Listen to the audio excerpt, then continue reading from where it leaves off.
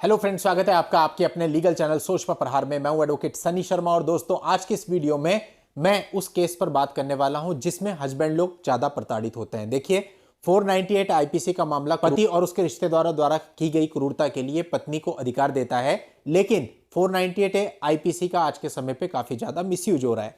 यदि आप गूगल पे सर्च करें कि सबसे ज्यादा मिसयूज होने वाला लॉ कौन सा है तो सबसे ऊपर 498 आईपीसी ही दिखाता है। तो ऐसे केस में उन लोगों के लिए जिन लोगों ने एक्चुअल में कोई अपराध नहीं किया लेकिन उन पर 498 आईपीसी लग चुका है, अब वो कैसे इससे बचे, कैसे इससे बाहर निकले, अलग अलग स्टेप्स पे क्या क्या चीजें ऐसी हैं जो कि उनको मदद दे सकती हैं, जो कि उनको सहायता दे सकती हैं इस केस से बाहर निकलने में, इस केस को खत्म कराने में या इस केस को लड़ने में।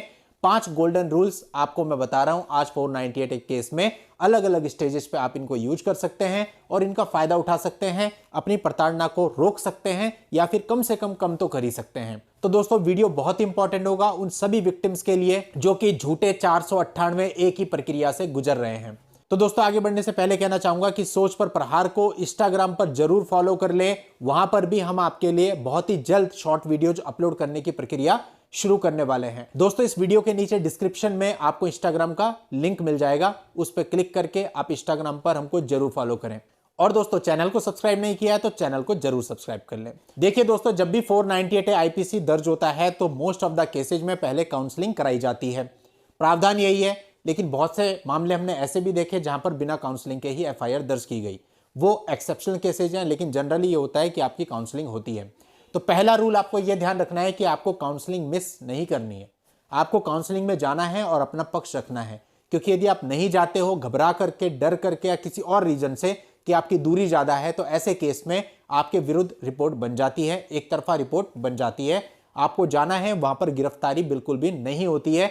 उनका काम केवल आप दोनों पक्षों की काउंसलिंग करवाना ही होता है। तो वहां आप अपने बयान देंगे तो उसके अकॉर्डिंग कुछ चीजें आपके पॉजिटिव में आ जाती हैं। सेकंड दोस्तों, जब काउंसलिंग आपकी असफल रहती है और मामला आपका थाने में भेज दिया जाता है तो आपके मामले की तफ्तीश करने के लिए एक आईओ यानी इन्वेस्टिगेशन ऑफिसर नियुक्त कर दिया जाता है।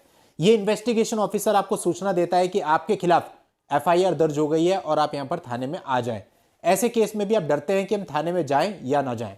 देखिए 498 में गिरफ्तारी के लिए प्रोविजन यह है कि उन्हें आपको 41A का नोटिस सर्व करना पड़ेगा। और 41A का नोटिस का मतलब अपने आप में यह है कि गिरफ्तारी की आवश्यकता नहीं है, आप इंक्वायरी में उनका साथ दे रहे हैं। तो आप वहां जा सकते हैं बिल्कुल, अनटिल एंड अनलेस आपके ऊपर या आपके परिवार के ऊपर कोई ऐसा आरोप ना हो जिसमें तुरंत गिरफ्तारी हो सकती है। तो वो सब आपकी एफआईआर को देख करके, आपके मामले को देख करके निर्धारित किया जा सकता है। लेकिन दोस्तों ऐसे मामले में भी आपको आईओ से मिलना तो जरूर चाहिए। और कई बार होता है कि मामला झूठा है तो आपके पास बहुत सारे सबूत भी होते हैं, बहुत सारे एविडेंस होते हैं। वो सारे सबूत और वो एविडेंस आपको आईओ को देने हैं और कोशिश आपकी ये होनी चाहिए कि उस एफआईआर में से जितने ज्यादा से ज्यादा लोगों के नाम आप हटवा सके हटवा लें, जितनी धाराएं हट सके हट जाएं। आपके सबूतों के आधार पर आप आईओ को कन्विंस कीजिए, उनको बताइए, वो ये नाम और धाराएं उसमें से रिमूव कर देंगे जो कि नहीं बनती हैं।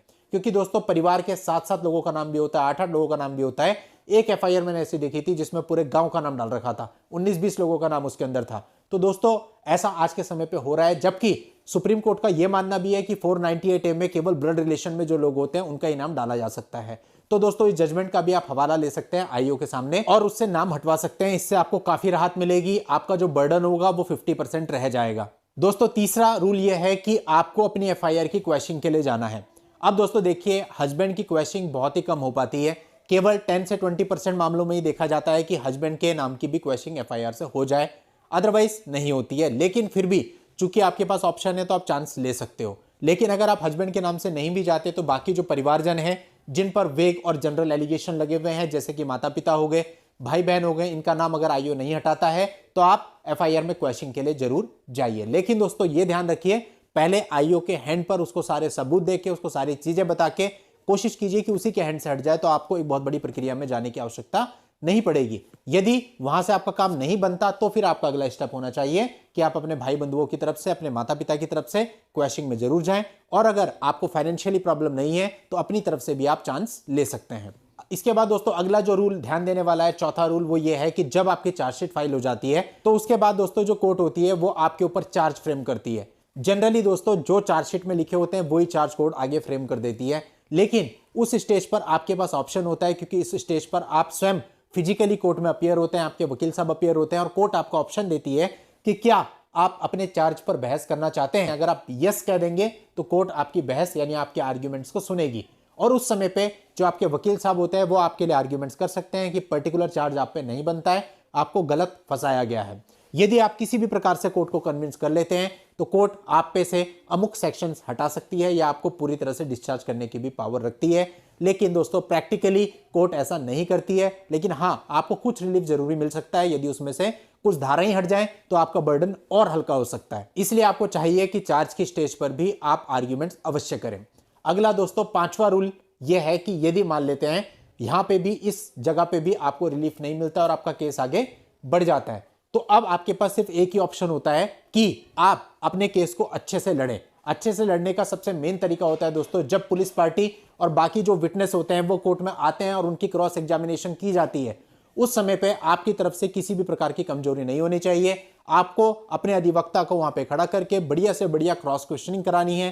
क्रॉस क्वेश्चनिंग वो स्टेज होती है जिस पर वकील चाहे तो वो सामने वाले से कुछ भी निकाल सकता है, उसकी झूठ की परतें खोल सकता है। चाहे दोस्तों वो कोई अधिकारी ही क्यों ना हो, सब कुछ सामने आ जाता है, सब कुछ निकल करके आ जाता है और जो कुछ निकल के आता है इसी क्रॉस एग्जामिनेशन के बेस पे कल को आपके जो वकील साहब होते हैं वो फाइनल आर्ग्यूमेंट्स करते हैं और आपको उसमें रिलीफ मिल जाता है, यानी आपकी गिरफ्तारी नहीं होती, आप इस मुकदमे से फाइनली फ्री हो जाते हैं। तो दोस्तों ये मैंने आपको 5 स्टेजेस बताई, 5 गोल्डन रूल्स आप कह सकते हो। इनको अगर आप एग्जैक्टली ध्यान में रख के चलते हो तो जाहिर सी बात है या तो आपको पूरी तरह से रिलीफ मिलेगा वरना पार्शियली रिलीफ मिलेगा, आपका बर्डन तो कम होगा ही।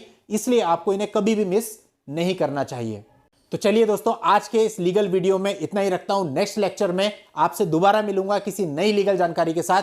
तब तक के लिए goodbye and thank you for watching. Take care.